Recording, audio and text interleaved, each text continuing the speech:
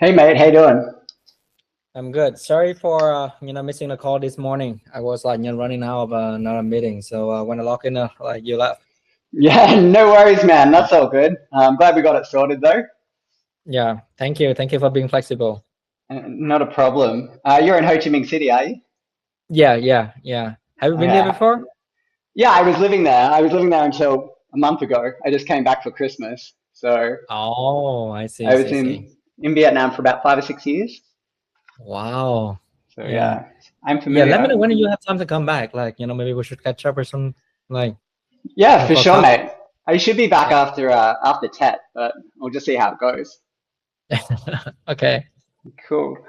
So, Yeah. man, I'll get into it. I guess Marjorie's told you sort of what I'm looking at is the digital asset, the law on digital assets, Yep. and sort of whether, a local exchange is viable. I guess I've been talking about. I just want to make Yep. sure you're happy for me to record this, yeah, and Yeah. Yeah. Please. publish Yeah. it. Yeah, cool. Yeah. Okay, cool. So firstly, I just want to start with, so how did you sort of get into the industry, I guess, and when?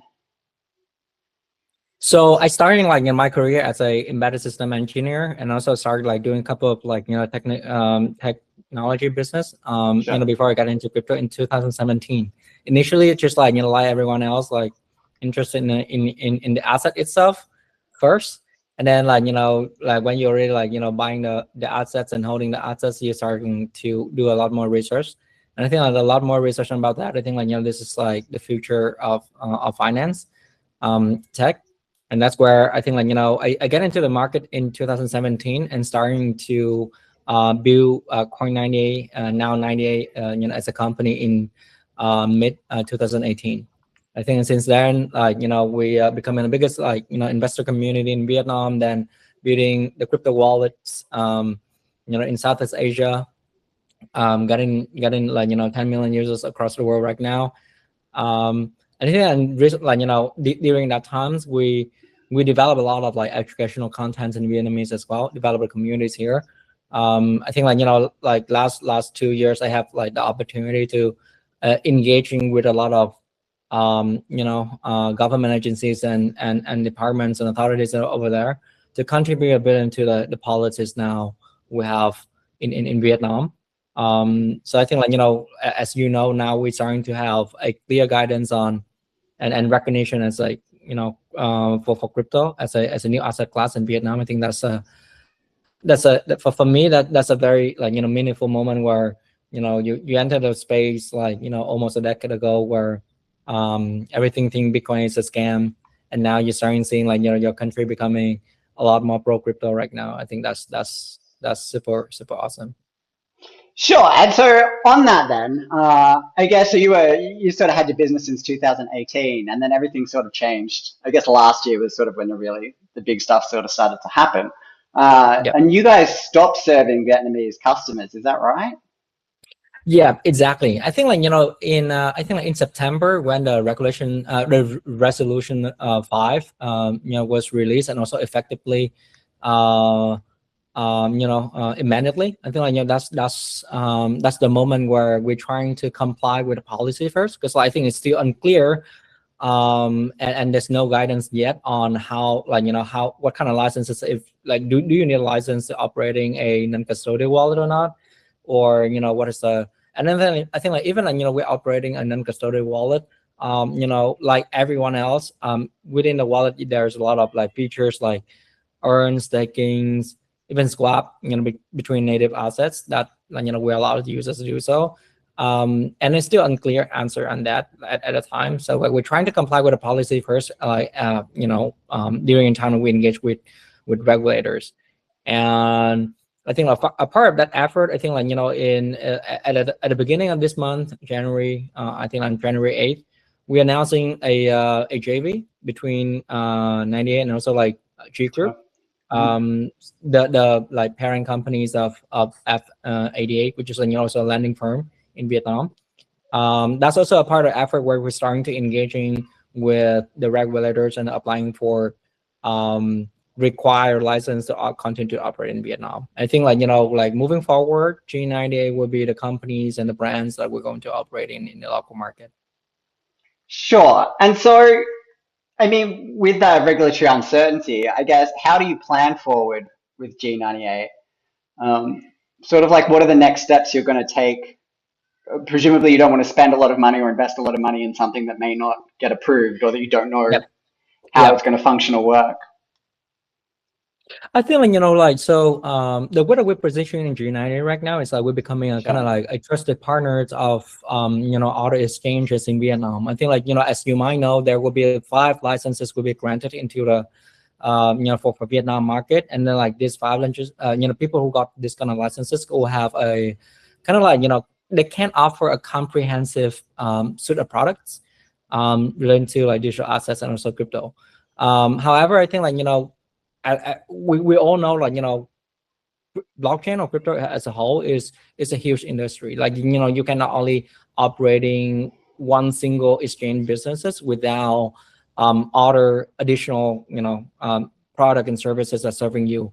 I'm talking about like RPC services. I'm talking about like auto and kind of infrastructure businesses. I'm talking about, like, you know, brokerage business that like sending the clients to you.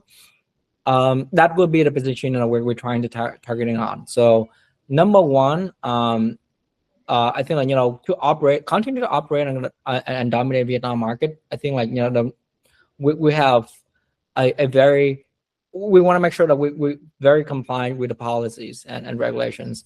And like, you know, during the time that we apply for, like, you know, all the needed licenses to continue to operate in Vietnam, we want to partner with upcoming exchange that going to get the licenses, and then, like, you know, partner with them on serving the services and products to them. So partnering with an exchange now, I guess last week there was a decision or a circular that came out sort of detailing what you would need to do to Yep. register as an exchange. One of the criteria was, I think it was 390, well, it was 10,000 billion dong, right? Yeah. About Yeah. 390 million That's US a lot. That's dollars. like, you know, almost like 400 million. Yeah. So Yeah. I'm curious, you're a relatively small firm, and I'm thinking like, as opposed to like Binance or something Yeah. big Exactly. like that. And you talk about partnering with someone. I wonder, do you see yourself being able to partner with a bank in Vietnam, or presumably they're the only institutions that are probably going to have the funds to administer this sort of, to meet this sort of I think, like, you know, criteria, like, right? I think that's a very, very good question. So I think initially we also, like, you know, think about this before we decided to making our moves. And I think, like, you know, the way I would think about this is like there are different types of capitals, right? You have like, you know, financial capitals, you have, like, you know, talent capitals, and other like knowledge capital. I think, like, for ourselves, I think, like, you know, for financial capital, we might, you know, a bit lack up, like, you know, resources compared to other institutions. But for knowledge capitals, talent capitals, and also, like, you know, network capital, I think that it, like, especially, you know, within the space, I think that would be something that Vietnam is lacking of.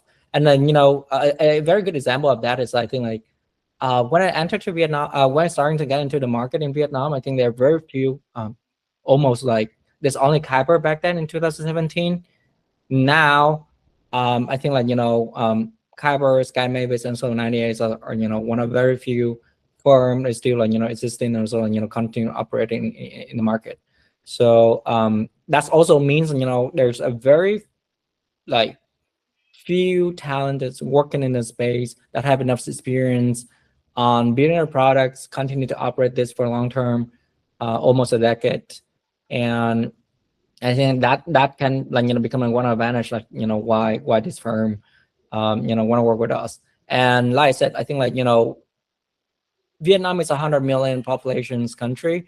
The market is big, but if, even, like, you know, you combining like all the workforce coming from Sky Mavis, Kyber, and 98, there's never enough to actually, you know, fulfill all the services that, like, the country needs. So I think, like, that's where we need to collaborate it, like, you know, between each other to make sure, like, we can serve this market. Sure. And then, so on that, the market, because one of the other criteria, I'm a little bit sketchy on this one, so forgive me if I've misinterpreted it. Yeah. My understanding is in the initial stages, it's only going to be foreign firms or foreign investors that are going to be able to use this exchange. Is that correct?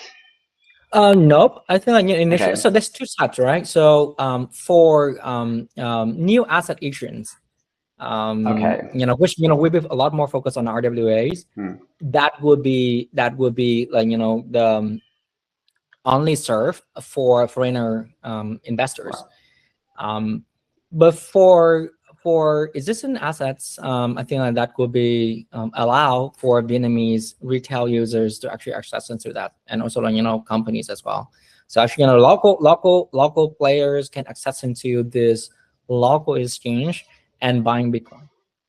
Okay, and so on that though, if you've got a local exchange, because Vietnamese are expected to transfer their assets into the new exchange. Yep. Once it's operational, right? Yep. Yeah, and so presumably that limits the amount of people that then you can sell to, right? Like at the moment you're trading an international exchange, you can have a buyer in the United States or Australia or anywhere Yep. really, right? Yep. But with this exchange, those buyers would have to go to Vietnam to buy the Vietnamese people's assets. Yep. Yep. Which to me seems like a big ask. Why would I go to this Vietnamese exchange when I can use exchanges that cover the entire world? Do you see this as a problem? I think that can be a problem for other foreigner and for investor outside of Vietnam. But for Vietnamese, I think that's the only way that you can buy. So like international exchange right now is no longer an option, like legally for them. So that's a must. Yeah. Sure. It's no longer legally required, but it is still possible, right? It's still possible, but I think Vietnamese is very familiar with this kind of ban, and then I think they go. I think initially a lot of them goes like trying to see what's going to happen. Sure. But I think at the moment where they think there will be the government becoming serious about this, I think that's also the moment where people will for the convenience they will get it back into the local exchange. Do you worry about sometimes like last time you can see the government blocking Telegram in just one night, when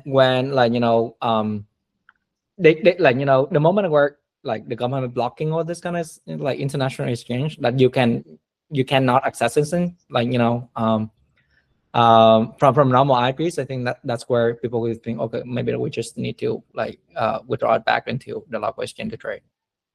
Are you still using Telegram? Yeah. Yeah. Okay. So I mean, no, they opened again already, but I think that's a test. You think it was a test? I think that's a test. It means they have full capability that can block an app overnight. Sure. Okay. Sending a message kind of thing. Yeah. We can if we want to. Yeah, maybe. Interesting. I wonder how. What are you hearing from the community then about transferring assets back? Does it sound like it's something they're going to do, or do you worry that people might leave the market altogether? Yeah, I think there's two things, right? So I think number one, of course, everyone's complaining about that. Sure. Because actually it's a pushback. For crypto natives, it's actually a pushback, right? Because now, imagine you're trading. You're driving a Ferrari car or very luxury car, premium car, and now you have to go back into Toyota or other types of normal cars. It's just pushback. But then I think they also I know they will have no choice, and then it's gonna end up everyone's starting to comply with that. So that's pretty clear. And for other types of people, I think I'm starting to see a trend of people just sell and completely leave the market. How much of that do you think is because of this, and how much of that is just general in the crypto market? Because I know I feel because of this this is a kind of minority reasons. A lot of that is just there's not there's not much thing interesting on crypto market nowadays as well. And it's just an add-on reason why maybe they just it makes sense where the premium is not there anymore, and then they just leave. Yeah. Okay. And so just rolling back to people getting forced to go onto the exchange, I just wonder, how do you envision that as being policed? Is this So is this practical? Is there a way to police this? That's a very good question. I think, like, you know, like there would be a transition time, right? So you have 6 months. Sure. So I think, like, you know, in the first 6 months, you can see a lot of people will, I think, like a very likely outcome is the first 6 months, everyone's will who already have cryptos will open accounts. But maybe they will wait, you know, and see, you know, how things go. However, for people who want to buy and sell crypto, they will need to use that, because now you can no longer using Binance peer-to-peer, because there's no OTC. People will continue to operate on that. I think that people who are operating OTC business will be the first one to, like, you know, and heavily impact by this. And the moment where you can access Binance, but you cannot buy crypto, like, you know, using your dong. Now you need to go back into the local exchange, and I think that's also like a reason why I do believe that, you know, everyone's will 100% create accounts and start like doing some trade on there. However, like putting the entire portfolio on there is just a questions. So we will see that how it's going to play out after the first 6 months. 6 months. Yeah. Okay. One of the other things I heard about was this idea of a VND stablecoin. Do you see this as being a possibility? I think like there's I think that's a great idea, but I don't think that, you know, in a short time vision, I don't see, like, you know, why it should happen yet. Okay. I think a lot of the trading that gets done in Vietnam is people moving money across borders, as opposed to speculative trading, right? Yep. Which, I mean, would make sense in US dollars, particularly remittances, I think, from overseas workers. And so I just kind of wonder, I mean, what I'm trying to say is I see crypto as more functional, more as a functional thing, less as like an investment tool. And so then I wonder if it moves to this exchange, I wonder how those transactions are still done, and if that's still a function that will be able to perform. Does that make sense? Yeah, I think, like, you know, for other people that like want to move the money in the country, I think that's going to be a really good tool for them, and it's faster, it's cheaper for them to actually sending USD and dollars back into Vietnam. However, I think, like, you know, is still a questions on whether or not the local exchange would be a very good tool for people to send the money out of Vietnam. Okay. And so I think it's good. It's good in one way. It's like, you know, the money in would be easy, and I think that would be encourage people to use the tool, but not vice versa. Yeah, money out is a bit more challenging. Yeah. Interesting. And I can, like, you know, there could be a lot of like use cases that we can think is benefit from that. It's like, you know, for expats and digital nomads and foreigners like working in Vietnam or living in Vietnam or just like travel here. I think that would be a very convenience for them to, like, you know, start paying for services without a need of like open a bank account, because now you can actually, using crypto, and then you can start paying for that, and that would be services in the middle and the back end to settle those kind of transactions, just like a forex exchange transactions. Sure, but I mean that only really works. Like the only real problem with getting money as a foreigner in Vietnam is if you've earned the money illegally. So it's kind of like even if it was legalized, it would be difficult to use the system to transfer money out if you hadn't earned it from a legitimate source. Does that make sense? Yeah. I don't know. Maybe that, you know, that's still a question. I mean, this is one of those things where it's like there's a lot of gaps, right? To be filled in. I feel like, you know, like a better way of thinking about like the new regulation framework is that, like, you know, the government taking like a positive conservative like plans and transitions to make sure that they can build a healthy market for Vietnam. So I think, like, initially, like everyone can feel like the policy is too strict and too controlled. But I think like the approach here is I think it could be like positively control, and then like start like slowly open when they're starting to understand. And you can start seeing that with like e-wallets happen in Vietnam within 10 years. Initially, I think like 10 years ago they take the same approach on e-wallets, and then like, as the government starting to understand the technologies better, understanding like how people use it better and how to control that better, they're very like aggressive on opening it the moment they understand that. And I think like within maybe not 10 years, maybe just like 3-5 years, and we can see there's a huge development on in terms of regulation framework, and then we start like in a way where it will be a lot more open when they feel they can control that. Okay. And can I ask, do you think that your views reflect the broader community's sort of views, or where do you think you fit in? You like more optimistic or more centrist? Yeah, I think like, for me, I'm a lot more like I'm quite optimistic about this, optimistic about this kind of opportunity. However, I think like we also think that like the game has changed and becoming a lot more regulated, and then like you have to be a lot more mature and professional on offering these kind of services. For us, it's no longer a experiment.